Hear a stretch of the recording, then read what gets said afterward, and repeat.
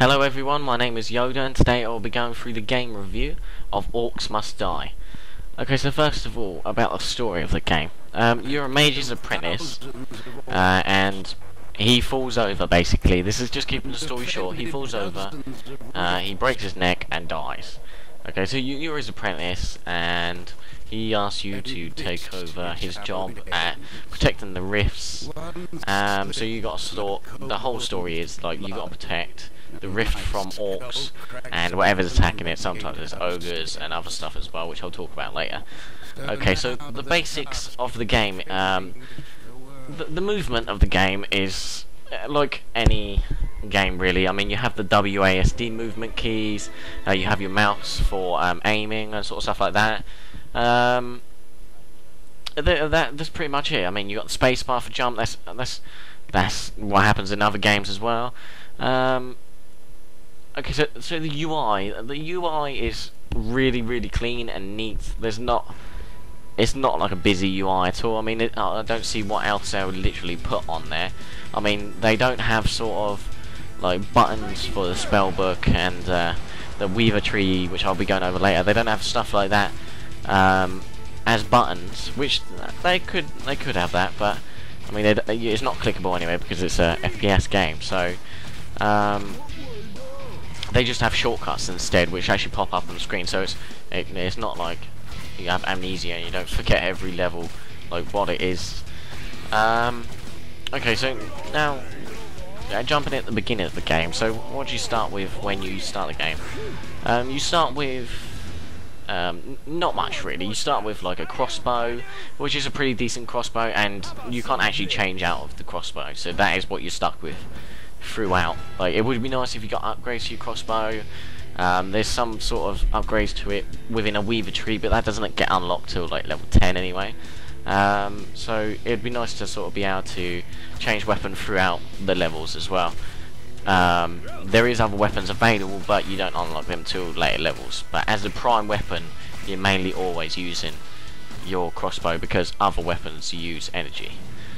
Okay, so now the level difficulty throughout the game. I felt that the whole level's balanced well, but within the levels, you tend to find the more waves you get, you'll get breaks. So, for example, on the last level that I did, it's called the finale, I had 12 waves, and every 4 waves there was a break. So the first 4 waves, okay, it's the beginning of the level, so you expect it to be pretty easy. It is pretty easy to start off with, and then you get to the 4th wave before you go to get your break, and it's pretty difficult. So it's getting harder as the waves get on. So you have your break, you go round, put some more traps down, and then when you get to wave 5, it starts all over again. When you get in the horde again, it just seems like it's gone back to wave 1 with the difficulty. Like on the finale phase, finale level, sorry, there's 8 entrances of the actual orcs coming in, and by the time well, let's say on the wave 4, that was increasingly difficult. You had to run around to every door and literally had to shoot some down with your crossbow because you was getting overrun, so you had to do that. But on wave 5, it was just like, okay, so my traps have killed them. Brilliant. There was just an easy wave. Yeah, okay, 3 gold, but I mean, it's supposed to be increasing in difficulty, not getting easier, if you get what I mean. So the weapons, as I said, like the bow is a start-off one. So as you're increasing through the levels and you're going through them, you don't actually get too many weapons, but you get a nice select few. So the weapons that you actually use yourself are things like you get a fire ring, you get like chain lightning, you get like a frost necklace, there was a wind belt which allows you to push things, and these all actually become useful within the levels. So it's cool. It's not like something that's there and it's just like, okay, let me set something on fire. Yeah, that looks cool. Then after a few levels, okay, that's boring now. Let's turn something to frost and shoot it down. But it's not like that. It's really cool. You got to use them on different elements of the ogres, which I'll talk about later. Okay, so now with the traps, when you unlock traps throughout as well. The beginning, well, I found that the beginning traps you start with, so the first few traps that you start with, and then you unlock without the first 3-4 levels. You actually use them more in every single level than any of the upgrades you actually, well, the upgrades you're supposed to actually get, because they seem a lot slower. You get like a slow trap, you get like spike trap, you get like arrow shooting walls, and they're literally the 3 main traps you use. The others are pretty bad. Like some of them are wall traps and they only cover some blocks, but the part yeah, there's a certain distance that they'll cover, so like it's not like an extended arm that comes out the wall and clear the whole level. So there's only a certain distance that they actually pull orcs in from. So orcs literally have the power to walk around that, because the paths are so wide. You either put traps on both sides so it's thin enough and covers both sides, but if it doesn't, they can just walk straight through the middle, so they become pretty much pointless. That's the arrow walls cover quite a long distance, so that's why they're preferred over the other wall traps. Okay, so the other traps, the other problem with traps is that when you upgrade them, you actually only get one upgrade. That you use your skulls, which you collect for doing the completing levels, well, which I'll talk about in a second as well. So you get them, and it doesn't feel much of an upgrade when you actually upgrade. Like you get with the spikes, for example, you get poison on the spikes, which just increases the damage by minute amounts. I mean, for example, they could use something like the poison on the traps. That's a good idea, yeah, but I mean, it could be like a dot that just goes over. So like as the orc's walking off, it's like it's feeling a bit sickness, and I don't know, it just walks a bit funny and falls on the floor and dies. I don't know, but I'm just saying that could be an idea they have as well. I mean, some of the upgrades are just really minute. One of them that actually pissed me off quite a lot. Like at the beginning of the first few levels, you get like an archer type of guy, and you're able to place him anywhere within the level. There is limits to that, but they're crazy high anyway. So the problem I found with it was they're 600 coins each, which at the beginning of the levels are quite. 600 coins is not easy to come by. So you have to spend it wisely on what you use. But there is an upgrade to reduce the cost of it. And I was like, oh, brilliant! Reducing the cost means more archers, you know, shoot stuff down from like on a ledge. So it's brilliant. I upgraded that.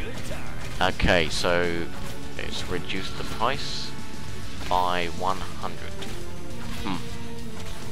That was a bit shit. Like, it wasn't worth the upgrade. You spend so many skulls on the upgrades, and it's like you get nothing from it. It's like, okay, that's really pants.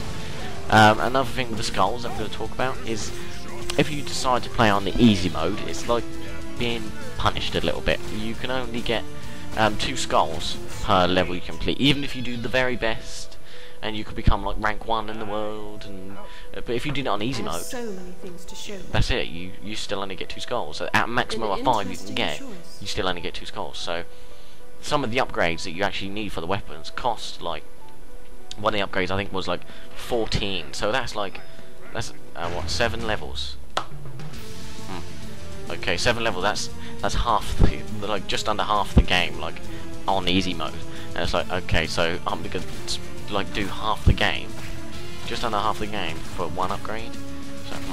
So they could either have done something with that, like not limit it so much, limit to about 3 or 4, or reduce the prices of the upgrades. But, I mean, that was the only thing. That was a problem as well. Another thing is that you actually only get 1 upgrade. For every weapon there is only 1 upgrade. Some of them okay, as I said, like the spike traps are 1. I mean, it would be nice if there was more upgrades on it, so like you get, like, as I was suggesting, there was a dot that you get added on there, and it does like a bit over time. I don't know. So another thing is that the same currency is actually used for everything with the weapons, as you use in your YoduhTV as well, and it's just so hard to coin manage. Another thing with the weapons as well is that it really does, like, I can't stress this so much, it does pay you to aim for the head. Like, body shots, they don't do too much damage. I mean, they might even not do actually enough damage, but it's really, if you can get like headshots, it's well worth it. Like, even on ogres, everything. Okay, so the Weaver trees you unlock around level 10 in the game. It seems like they're really unbalanced between the three that you get. You actually only get 2 to start with, and you unlock 1 further within the levels. But some of the trees, like there's an elemental tree, and that's based on yourself. I'm just talking about the first 2 that you can get. As I'm not so much familiar with the third tree because I'm not used to it so much. So the elemental tree is the self sort of buffed tree, if you want to call it that. The self upgrades within it are actually really shite. Like, they're not brilliant at all. They don't, like, it's harder on, I mean, you would not use that sort of tree on a level with more than 1 door that's on the opposite side of the levels. Like, you'll see it when you're in there, that be able to run that distance and kind of shoot off like 50 orcs coming your way is just, and the upgrades you get is just really bad. I mean, compared to the Steel Weaver tree, which is the other one I'm going to talk about, it's based on your traps, and your traps are really good for that tree. Like, the stuff you get within it, excuse me, are just really good. And like, you get first of all, it increases the coins that you get from traps, the first level. Then the second one is like, it helps with your the guys that you can get. You get a paladin and you get an archer that they regen HP or some sort of thing. The other side is like, your traps do like a bleed on the target. There's another one that increases damage done to ogres as well that your traps do, because they don't actually do that much damage to ogres because they're big crazy things. So as I said before as well, the same currency is actually used for the Weaver tree as it is for like the weapons and traps and all that sort of stuff. So it'd be nice if they had sort of like a different currency that you use for Weaver tree, you gain throughout levels, or just random drops. I don't know, like something like that. But if you decide to at level 10, like I got into level 11, I was like, oh brilliant, I got a Weaver tree, so let's test it out. Okay, so I went into my Weaver tree, unlocked my tree, got to the beginning of the level, I had like 100 coins, and I was like, okay, so now I have nothing. At the beginning of the level, now a load of orcs are going to come towards me, and I'm screwed because you have nothing. So you actually have to build your coins up and then literally unlock it halfway through the level, and it seems a bit pointless unless you get like 12 waves. It doesn't seem like it doesn't seem like much there, but like on the longer ones, it's hard to explain. Okay, so on to the next one. The mobs within the game, the orcs and the ogres, they have brilliant models. I found that the models of them were really nice, and the actions that they did, they were pretty cool as well. There's some of them do like stuns, some like do poisons on you. I mean, there is other models as well. There's some like Worgen type of mobs. There's like little bad things which I've got to talk about as well. And the sound effects that they do as well. Watch out for the traps and sort of stuff like that. They're pretty cool as well. I mean, you don't expect an ogre or an orc to be speaking English. You expect it to be speaking orcish, but they somehow manage to. Is magic. Okay, so the combating the elemented ogres that come, I found this a brilliant feature of the game. You get like a frost ogre, you get like a fire ogre, and then there's an armored ogre. The armored ogre is just like a big ogre that's actually armored, and the only way to kill him is like just to burst as much damage on him as you can. Whereas the fire and the frost ones is pretty cool. Without the levels you unlock like elemented stuff, like as I've said before, like the fire ring, the frost necklace and stuff like that. So on fire, it's pretty simple really. So fire kills water, doesn't it? And water kills fire. That's how it's elemented in games, and that's how it actually works in this one as well, which is pretty cool. There's flying bats without the game as well, and they literally are a pain in the motherfucking ass. Like, the headshot boxes on them are just ridiculous. Some of the armor, when you're hitting them, it doesn't feel like you're doing any damage to them at all unless you're getting a headshot, which is really hard to get. Like, you have to aim so far ahead of their head. It's just so hard to get. Like there's also Worgen type mobs in the game, which I think are pretty cool. They run up to you, like melee hit you, and they put like a poison on you, which just slows you down and does a bit of damage to you and stuff. And these type of mobs were actually, I felt, added way too early in the game. You get them around, well, I don't know what the sort of level, I don't want to guess, but they felt like they were too early. The only way to combat these Worgen type things is use lightning. Somehow their weakness is lightning, and you two-shot them with lightning, but with your crossbow it takes you like 20 hits, and it's just really silly what you get. Okay, there's also like a rat type mobs things. I don't know what they are. They're just really creepy and stuff. And first of all, they run around, they can skip your traps and stuff. And towards the end of the levels, I found on level 20 they were a pain in the ass as well. They actually run around with big barrels of dynamite on their back. I'm talking big ass barrels of dynamite, and that is so cool. They can run around and they run up close to you and just, they're like suicide bombers and just blow you up, like blowing up rats for the win. Okay, so that is it for today. Thanks for watching, and please subscribe to my videos if you like them. Also check me out on the live stream at www.twitch.tv/YoduhTV, and feel free to email me your questions to YoduhTV@gmail.com. You can also comment at the bottom of this video any questions, and I'll try to answer them the best I can.